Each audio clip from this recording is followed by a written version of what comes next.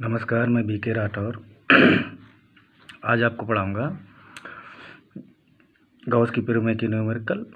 8 numerical तक पढ़ा चुका था, अब 8 के आगे पढ़ेंगे। तो इसमें से कुछ न्यूमेरिकलों को पढ़ने के लिए हम लोग सबसे पहले जानेंगे वैद्युत क्षेत्र में आवेशित कण के भार का संतुलन। ये देखिए, यदि कोई आवेशित कण इस प्रकार से समझ लीजिए वैद्युत क्षेत्र में संतुलित है। मान लीजिए हम हाथ से पकड़ें और छोड़ दें और फिर भी ये अपनी जगह में संतुलित बना रहे, टिका रहे, तो ये कब संभव? जरा देखिए इधर, ये देखिए, ये कोई वैद्युत क्षेत्र ऊपर की ओर जा रहा है, इसमें धनावेशित कण ये रखा है, तो इस पर दो बल कार्य करेंगे। तो कण का भार mg ऊर्ध्वाधर नीचे की ओर तथा धनावेश होने के कारण उस पर ऊपर की ओर वैद्युत बल EQ कार्य करेगा। तो यदि ये संतुलन की अवस्था में है तो ये तभी संभव है जब कण पर लगने वाला वैद्युत बल उसके भार के बराबर हो। यदि धनावेश है तो वैद्युत क्षेत्र ऊर्ध्वाधर ऊपर की ओर होगा, और यदि ऋण आवेश है और कण संतुलित है तो उसका भार नीचे की ओर, तो वैद्युत बल ऊपर की ओर कार्य करेगा क्षेत्र के विपरीत दिशा में। और संतुलन की अवस्था में है तो वैद्युत बल बराबर कण का भार। तो ये इधर लिख लीजिए, देखिए, संतुलन की अवस्था में वैद्युत बल बराबर कण का भार। अब वैद्युत बल कितना? EQ बराबर mg। तो ये आप चित्र बना लें, नोट कर लें, इनसे सवाल लगेंगे इससे। चलिए देखिए,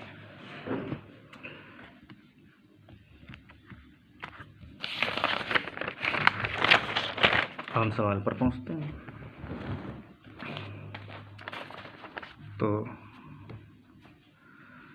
सवाल नंबर जरा 9 पढ़ लेते हैं। 0.002 मिलीग्राम द्रव्यमान वाली और 6 इलेक्ट्रॉनों से के आवेश से युक्त तेल की बूंद, मैंने बूंद का द्रव्यमान दिया है, बूंद में इलेक्ट्रॉनों की संख्या दी है। देखिए इधर, तो 9 नंबर सवाल,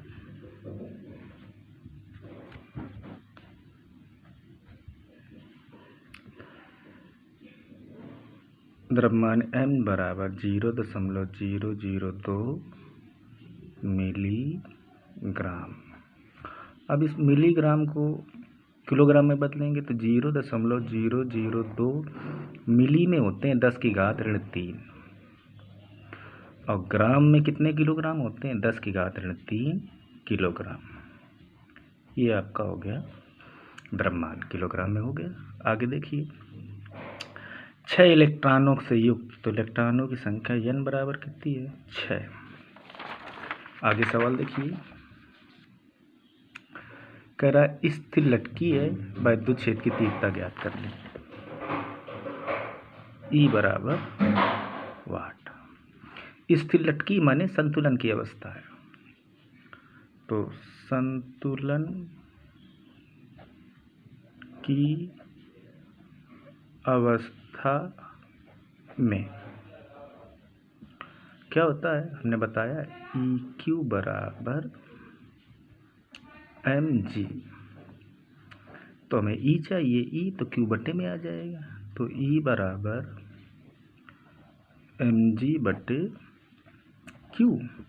और इधर हम लोग पढ़ चुके हैं इलेक्ट्रॉनों की संख्या और आवेश में संबंध होता है Q बराबर Ne।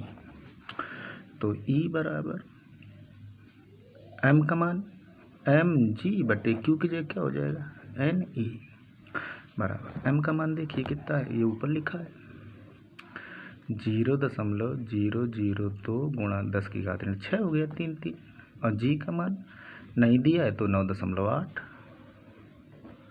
बटे n का मान 6 और e का मान होता है 1.6 गुणा 10⁻⁻19। अब इसको आप सरल कर लेंगे, क्योंकि आप इंटर के छात्र हो तो सरल तो आपको कर ही लेना चाहिए। मात्रक आ जाएगा न्यूटन बटे कूलम। इसको आप सरल कर लीजिए, कैलकुलेशन कर लीजिए, वही आपका आंसर हो जाएगा। आगे चलेंगे, अगला सवाल देखिए, ये अगला 10। उस वैद्युत क्षेत्र की तीव्रता का मान और दिशा ज्ञात कीजिए। क्या ज्ञात करना है? वैद्युत क्षेत्र की तीव्रता का मान और दिशा। सवाल नंबर 10, वैद्युत क्षेत्र की तीव्रता का मान ज्ञात करना और दिशा ज्ञात करनी। आगे देखिए, जो अल्फा कण को संतुलित कर सके, जो अल्फा कण को संतुलित कर सके, अल्फा कण का द्रव्यमान दिया है और आवेश दिया है। तो यम बराबर देखिए कितना दिया है, ये 6.68 गुणा 10⁻27 किलोग्राम। एम बराबर दिया है 6.68 गुणा 10⁻27 किलोग्राम और आवेश दिया है Q बराबर धन 3.2 गुणा 10⁻−19 कूलम। तो संतुलन की अवस्था फिर लिखेंगे। संतुलन की अवस्था में यदि कोई कण, आवेशित कण वैद्युत क्षेत्र में संतुलन की अवस्था में है तो उस पर लगने वाला वैद्युत बल माने EQ, F माने EQ उसके भार के बराबर होगा। तो E चाहिए, तो E बराबर mg/q। m का मान 6.68 गुणा 10⁻27, g का मान 9.8। अगर नहीं दिया है तो 10 कभी कभी दिया हो तो 10 लिखेंगे। q का मान प्लस 3.2 गुणा 10⁻−19 और आगे हल कर लेंगे इसको न्यूटन/कूलम। अब कह रहा दिशा बताइए, तो दिशा कण कैसा आवेशित है? धन आवेशित। ये आवेश कैसा? धन आवेश। तो धन आवेश में मैंने बताया तो दिशा किधर होगी? ऊपर की ओर, ऊपर की ओर, ऊर्ध्वाधर ऊपर की ओर, ये उसकी दिशा हो गई। देखो लिखा है ऊर्ध्वाधर ऊपर की ओर। अगला सवाल हम देखेंगे। 4 गुणा 10⁵ न्यूटन प्रति कूलम का एक ऊर्ध्वाधर वैद्युत क्षेत्र, वैद्युत क्षेत्र दिया है E माने वैद्युत क्षेत्र की तीव्रता का मान दिया है। ये सवाल नंबर 11। 4.0010⁵ न्यूटन/कूलम का वैद्युत क्षेत्र। दशमलव के बाद 0 का कोई महत्व नहीं, लिखे चाहे ना लिखे।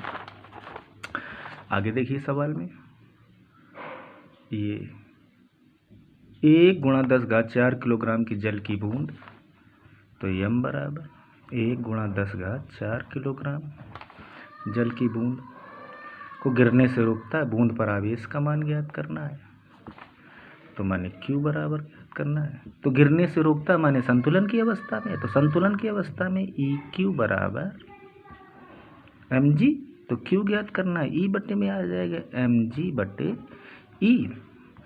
तो m का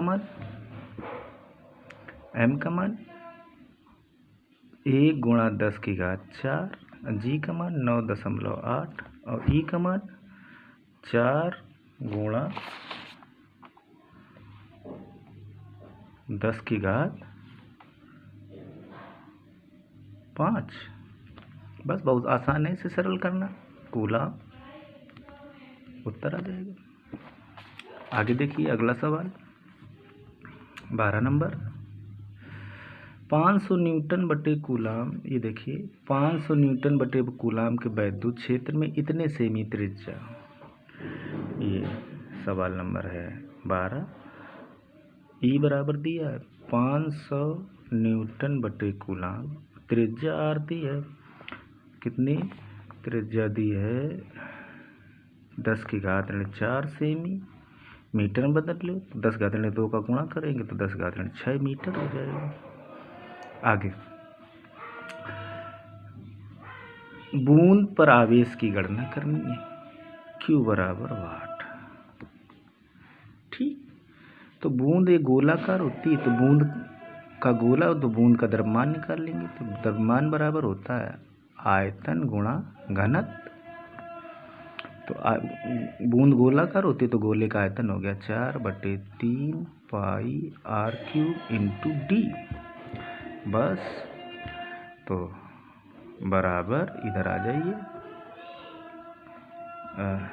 4/3 पाई का मान 3.14 आर का मान कितना है, आर का मान है 10⁻4, क्यूब करोगे तो 10⁻12 हो जाएगा, नहीं 6 है तो 18 हो जाएगा, 10⁻18 और जल का घनत्व है तो 1000, 10⁻3 ये आ जाएगा द्रव्यमान। यम आ गया। गणना का करनी है, गणना करनी है आवेश की, तो लगा दीजिए। कह रहा संतुलन की अवस्था है तो ई क्यू बराबर एम जी, तो क्यू बराबर एम जी बटे ई, तो ई एम का मान ये और जी का मान 9.8 और ई का मान ये शुरुआत में दिया 500, मान रख के भाग करके हल कर लेंगे, आपको उत्तर आ जाएगा कूलाम। नमस्कार, धन्यवाद। वीडियो पसंद आया हो तो इसे लाइक शेयर सब्सक्राइब ज़रूर करें।